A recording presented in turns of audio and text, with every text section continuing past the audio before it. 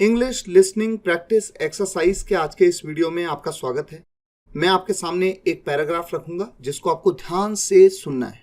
English में मैं बोलूंगा, लेकिन उससे पहले आप सिचुएशन को जान लो। सिचुएशन ये है कि मान लीजिए कि आप एक बिजनेस करते हैं और एक अपॉर्चुनिटी आपके सामने आई है जो मुझे लगता है कि बहुत ही जबरदस्त अपॉर्चुनिटी है, आपको इसका फायदा उठाना चाहिए, मान लीजिए। और तब मैं आपसे कुछ कहता हूं, तो इस बात को, अब मैं जो भी कहूंगा इंग्लिश में, उसे आपको ध्यान से पहले सुनना है। तो सुनिएगा।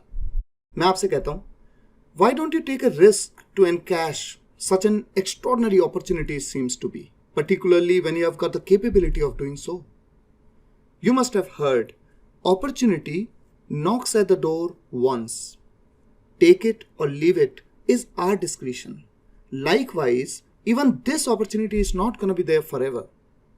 If you can make it count, go for it, or else it's going to be vanished in no time. If you can crack it today, trust me, you will take your business to the next level for sure. जो मैंने आपसे कहा, आपने ध्यान से सुना। ये जो भी सेंटेंसेस कहे, एक एक वर्ड, एक एक सेंटेंस को क्या आप पकड़ पाए? अगर नहीं पकड़ पाए तो लिसनिंग में अभी भी बहुत इंप्रूवमेंट करना बाकी है। आप इस पूरे प्ले को एक बार फिर से प्ले करिए। जितना भी पार्ट था इंग्लिश का, इसको फिर से प्ले करिए और ध्यान से सुनिए। चलिए वीडियो में हम आगे बढ़ते हैं। मैं आपको बताता हूं कि मैंने आपसे क्या कहा। पहला सेंटेंस मैंने क्या बोला? Why don't you take a risk? Why don't you take a risk? आप रिस्क क्यों नहीं लेते? अच्छा, इस तरह का सेंटेंस आप बनाते हैं ना, Why don't you come? आप क्यों नहीं आते? Why don't you go there? आप वहां क्यों नहीं जाते? Why don't you meet me? आप मुझसे क्यों नहीं मिलते? Why don't you pick up my phone? आप मेरा फोन क्यों नहीं उठाते? तो ये फॉर्मेशंस ना आपको बिल्कुल रटे होने चाहिए। इसकी तो इतनी प्रैक्टिस करनी चाहिए किसी भी इंसान को, जैसे 1000 वर्ड्स, 1000 सेंटेंसेस आप बना सकते हैं। जैसे why don't you give me your phone? आप मुझे अपना फोन क्यों नहीं देते? Why don't you call Ravi? आप रवि को कॉल क्यों नहीं करते? तो जितने सेंटेंस आप बना सकते हैं बनाएं, क्योंकि ये सब प्रैक्टिस होती है। जितना आप बोलने की प्रैक्टिस करेंगे ना इन सेंटेंसेस को, उससे आपकी इंग्लिश बोलने की क्षमता भी बढ़ेगी। Why don't you take a risk to encash? Encash करना मतलब भुनाना, फायदा उठाना, उस चीज का लाभ लेना। Why don't you take a risk to encash?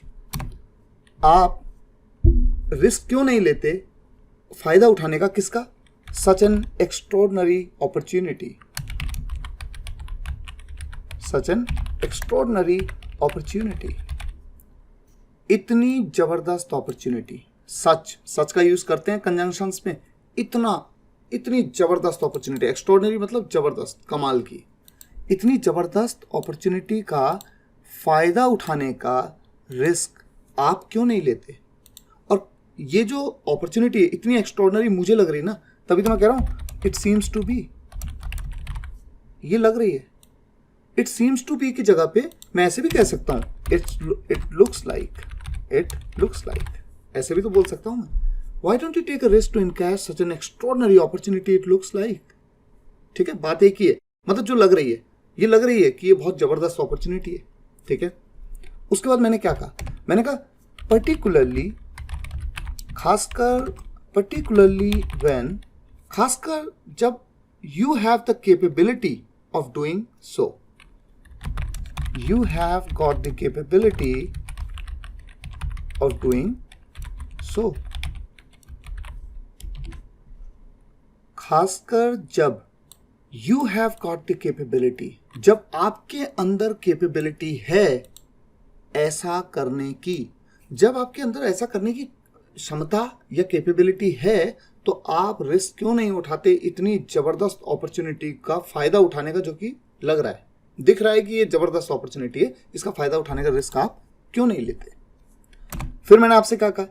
मैंने आपसे कहा कि आपने सुना होगा कि अपॉर्चुनिटी आपके दरवाजे पे एक बार आती है, इसे लेना नहीं लेना ये हमारे विवेक पे निर्भर करता है, हमारा डिस्क्रिशन है ये। यू मस्ट हैव हर्ड, आपने सुना होगा, यू मस्ट हैव हर्ड, क्या सुना होगा? Opportunity knocks at the door, दरवाजे पे खटखटाती है, ऐसा बोला जाता है ना।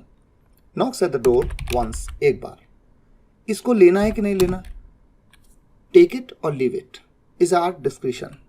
टेक इट और leave it is our discretion, is our discretion.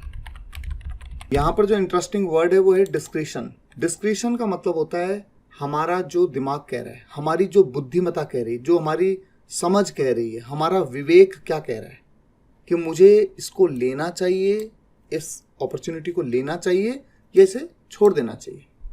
ठीक है, ये है। अच्छा, फिर मैंने आपसे कहा कि लाइकवाइज इसी तरह से ये अपॉर्चुनिटी भी हमेशा नहीं रहने वाली। Even this opportunity is not gonna be there forever. Even this opportunity is not gonna be there forever। इसी तरह से even this opportunity, ये अवसर भी is not gonna be, gonna किसका कॉन्ट्रैक्शन होता है? going to का, नहीं रहने वाला, is not going to be there, हमेशा नहीं रहने वाला है, forever, ये हमेशा नहीं रहने वाला है। there का यूज यहां पर क्यों हो रहा है? क्योंकि यहां पर कोई ऑब्जेक्टिव पार्ट ही नहीं है, इसलिए देयर का यूज हो रहा है, और ये देयर के वीडियो में इस बात को समझाया हुआ है। ठीक है, तो अभी तक का हमारा पैराग्राफ इतना हो गया। Likewise even this opportunity is not going to be there forever. उसके बाद मैंने क्या कहा आपसे? If you can make it count, if you can make it count, अगर आप इसका फायदा उठा सकते हैं। ये काउंट वाली जो बात है ना, ये कुछ ऐसी है। देखिए, जैसे मैं आपसे कहता हूं ये बहुत जबरदस्त डील है, मेक इट काउंट, मतलब इसका फायदा उठा लो, मेक इट काउंट। मैं आपसे रिक्वेस्ट कर रहा हूं या आपको ऑर्डर दे रहा हूं, इंपेरेटिव सेंटेंस। ये मेक इट काउंट बड़ा यूज होता है। ठीक है, तो if you can make it count, अगर आप इसका फायदा उठा सकते हैं तो गो फॉर इट, जाइए इसके लिए, करिए, मतलब लो इस अपॉर्चुनिटी को, गो फॉर इट। और एल्स, वरना, और एल्स मतलब वरना, अदरवाइज, कंजंक्शंस में आपने पढ़ा, और else it's gonna be vanished in no time.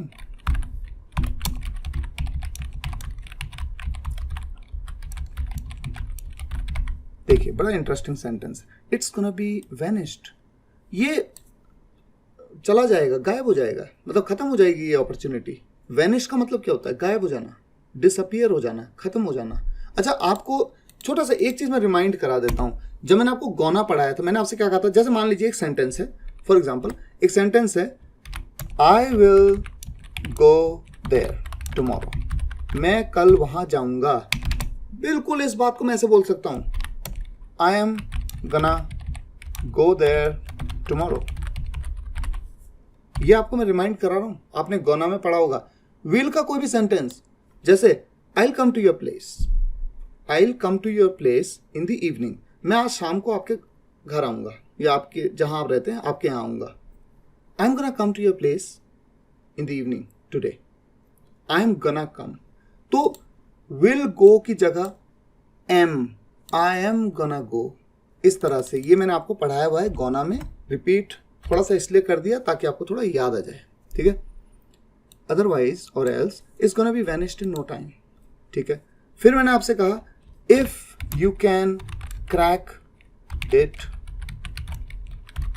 Today, if you can crack it today, अगर आप इसे क्रैक कर देते हैं, जैसे हम कहते हैं ना कि आपको सेल करनी है, अरे मैंने एक सेल क्रैक कर दी, तो मतलब मैंने कर दिया, कर दिखाया मैंने, वो सेंस है।